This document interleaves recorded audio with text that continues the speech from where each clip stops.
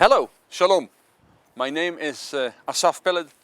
I'm a born Israeli, born in 1980 and born and raised in the kibbutz Ruchama in the south of Israel, son of an Israeli kibbutz member and a Dutch woman who came as a volunteer to Israel. Basically born and raised as a kibbutz kid, just like all the other kibbutz children. Nothing special about me. And in growing up, I received the same education. I was raised as an atheistic Jew, something which many people see as an anomaly, something which cannot be, but we made it a reality to show the world that a Jew can be a Jew without believing in God, without having any relationship with the God of the Bible and with the Bible itself. But being Jews, we could not let go of many Jewish symbols, like the Shabbat, like the Jewish feasts, like all kinds of landmarks which belong to traditional Judaism. We tried to make them void of God, but we held to them nonetheless.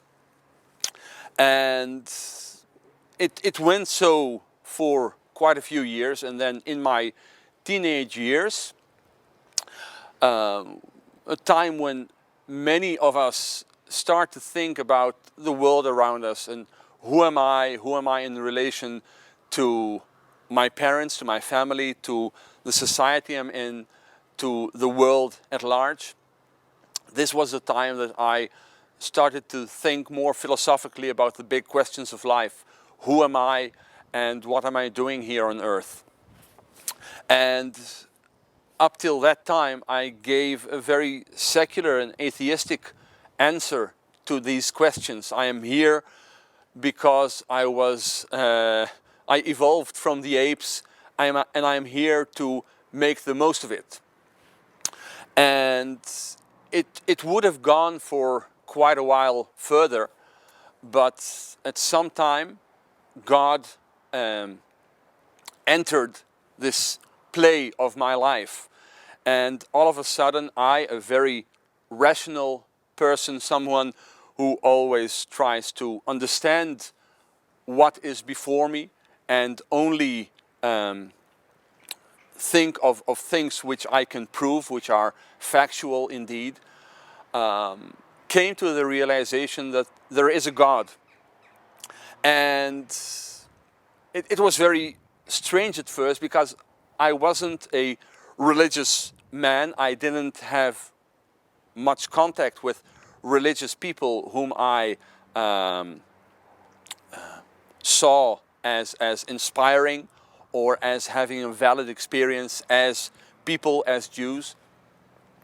And all of a sudden I could not deny that there is a God.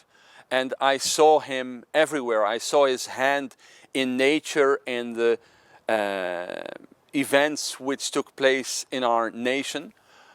And still, I didn't know who this God is. I couldn't deny his existence, but I saw that there is a God. So I did what was upon me. I went to look for this God, to try to find out who he is and how he might reveal himself. And I always say that if you want to look for God or a deity in Israel, you can search for a very, very long time. So basically I started closest at home, just making contact with an Orthodox rabbi and having some discussions with him, some Bible studies. And after that, quite a few other options I have explored. And each and every time, although many of the options did seem valid at the moment, there was a still small voice which told me that's not it. And so basically I just went further with my quest for truth.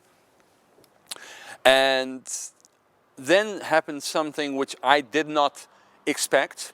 I found at our home, somewhere hidden, a New Testament in Hebrew, which my mother, coming as a volunteer to Israel, received from a Christian volunteer who worked in our kibbutz. And in it she wrote, "I hope you and your husband," she was already married at the time, "will see the light through this book." And although it didn't have an effect on them at the time, this was the book in which I met Jesus for the first time. And reading in the pages of the New Testament and reading through the Gospels, I was moved. And basically what moved me most was the authority with which Jesus Christ spoke. Something which the evangelists say over and over again, that the people were astonished that Jesus taught not just like any other scribe, but as the one who has authority, as God himself, the Son of God. And although at the time I didn't understand what it exactly has to do with my life, I knew that my quest to find God centers around this figure, around this person of Jesus.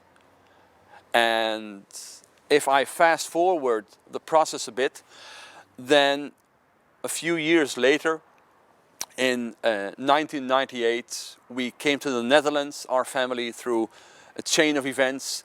And at the end of it, I found myself in Holland, in a land where there are so many churches to choose from that your head might spin. And I just became part of a Baptist church, thinking that they might tell me more about who this Jesus is. And from that moment on, my testimony resembles in many respects that of normal Christians. I just came every Sunday to church and heard the Bible explained, heard how world events and how events in my life relate to Jesus Christ. I also saw in practice who Christians are, how they deal with trouble in their own lives, with questions, with doubts, with fears. And basically I saw Jesus in action. I saw how he works, how he lives among his people. And that's what made me a Christian.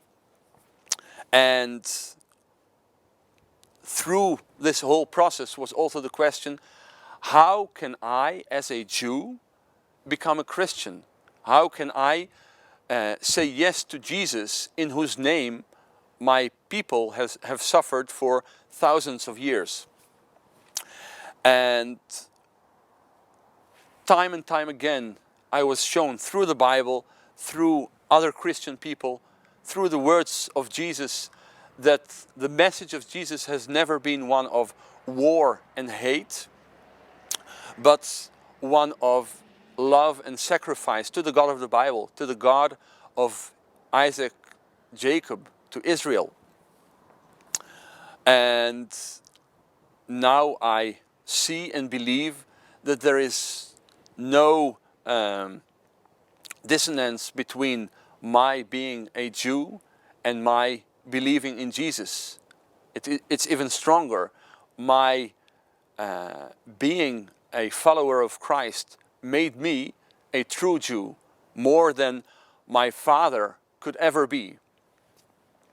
And this is basically what I would like to challenge you, the listener, to think about and to pray whether this Jesus could make you a non-Jew if you believe in him, or otherwise, whether he could make you a true, a deeper Jew than you have ever thought possible.